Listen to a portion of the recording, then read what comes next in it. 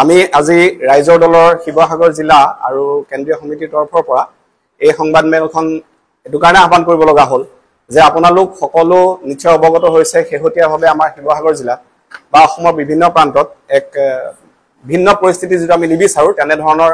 আমি এটা পৰিৱেশ দেখিছো এটো কাৰণে কিছু কথা ক'ব বিচাৰিছো তাৰ লগতে এই সময়ছোৱাত এটা চক্ৰই বিশেষকৈ আমাৰ সন্মানীয় বিধায়ক ৰাইজৰ দলৰ সভাপতি শ্ৰীযুত অখিল গগৈ ডাঙৰীয়া সম্পৰ্কে কিছুমান অবান্তৰ আৰু অবাঞ্ছনীয় কিছুমান প্ৰচাৰ কৰি আছে গতিকে সেই সম্পৰ্কে আমি দুটামান কথা আপোনালোকৰ সন্মুখত অৱগত কৰিব বিচাৰিছো প্ৰথম কথা আমি ৰাইজৰ দলে একেবাৰে ক্লিয়াৰ কৰিব বিচাৰিছো যে আমি শিৱসাগৰ যি শান্তি সম্প্ৰীতি পূৰ্বৰ পৰাই ইতিহাসৰ আৰম্ভণিৰ পৰাই শিৱসাগৰ যি শান্তি সম্প্ৰীতি আছে সেই শান্তি সম্প্ৰীতি আমি প্ৰতিটো দিনে যাতে আমি জীয়াই ৰাখিব পাৰো হেতু কাৰণে আমি সচেষ্ট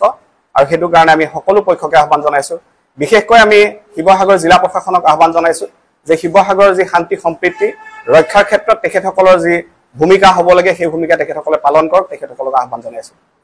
দ্বিতীয় কথা ক'ব বিচাৰিছো যে এটা পক্ষই প্ৰচাৰ চলাইছে যে অখিল গগৈ ডাঙৰীয়া শিৱসাগৰৰ কাৰণে উপযুক্ত নহয় বা তেখেতক অখিল গগৈ ডাঙৰীয়াৰ যি কাম কাজ তেখেতসকল সন্তুষ্ট নহয় বুলি কৈছে বিভিন্ন ধৰণৰ অপপ্ৰচাৰ চলাই আছে এই সম্পৰ্কত ক'ব বিচাৰিছো যে আমি এটা কথাই গৌৰৱ কৰো যে শিৱসাগৰত আমাৰ মনত পৰা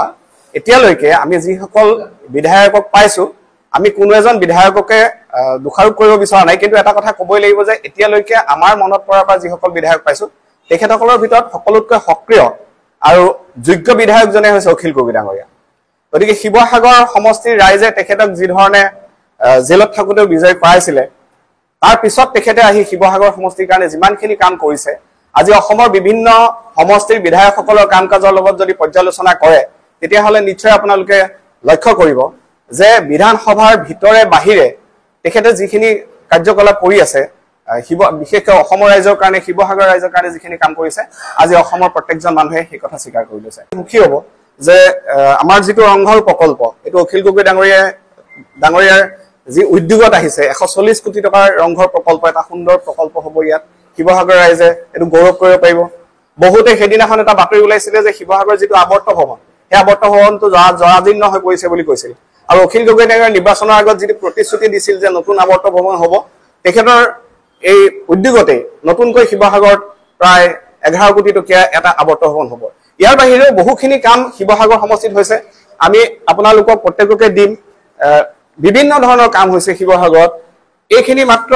4 বছৰৰ আৰু এবছৰৰ ইয়াত অন্তৰ্ভুক্ত কৰিবলৈ বাকি আছে আৰু শিৱসাগৰ অলিয়ে গলিয়ে গলে দেখিব যে জীৱনবিলাক ৰাস্তা আছিল বা মথাউৰি আছিল তেখেতে 28 কিলোমিটাৰ ৰাস্তা মথাউৰি তেখেতে পকীকৰণ কৰিছে নতুনকৈ বহু মথাউৰি নিৰ্মাণ কৰিছে গতিকে এইখিনি আমি আপোনালোকক দিম আৰু যদি কোনোবাই জানিব বিচাৰে চাব বিচাৰে তেতিয়ালে আমাৰ ওচৰত আমি তেখেতসকলক প্ৰেৰণ কৰিম গতিকে এই যিবিলাক অপপ্ৰচাৰ এই অপপ্ৰচাৰৰ বিৰুদ্ধে আমি ৰাইজৰ ওচৰলৈ গৈছো আৰু ৰাইজৰ ওচৰলৈ যাম আৰু আপোনালোকৰ জৰিয়তে আমি সমগ্ৰ শিৱসাগৰবাসী ৰাইজলৈ এটা আহ্বান জনাম যে অনাগত সময়ছোৱাত শিৱসাগৰ ৰাইজে শান্তি সম্প্ৰীতি অক্ষুণ্ণ ৰাখিব যিবিলাক দুষ্কৃতিকাৰীয়ে এই শিৱসাগৰ অশান্তিৰ সৃষ্টি কৰিব বিচাৰিছে তেখেতসকলৰ প্ৰৰোচনা বা তেখেতসকলৰ যি চক্ৰান্ত তাত ভৰি নিদিব